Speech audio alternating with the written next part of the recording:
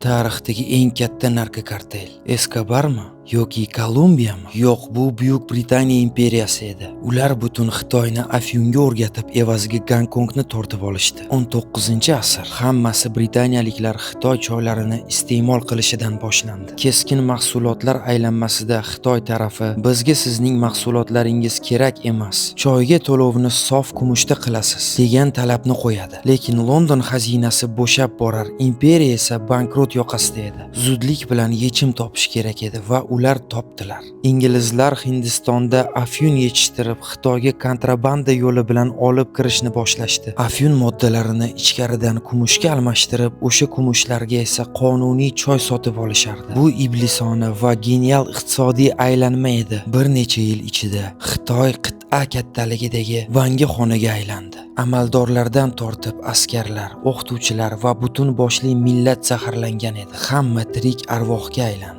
Pekin zahar zaxiralarini yo'q qilib, portlarini yopmoqchi bo'lganida esa oqibatlarini tushungan Britaniya harbiy flotini ishga soladi va urush boshlanadi. Zamonaviy zirhli kemalar eski yog'och qayiqlarga qarshi jang boshlanadi. Natijada Xitoy tiz cho'kdi. Chegaralar ochildi, Gonkong tortib olindi. Londondagi oqsuyaklar esa xotirjam Earl Grey choyini ichishda davom etishdi. Tarixni g'oliblar yozadi, mag'lublar esa faqat tovon to'laydi. Bugungi Gonkong esa o'sha adolatsizlikning tirik yodgoridir.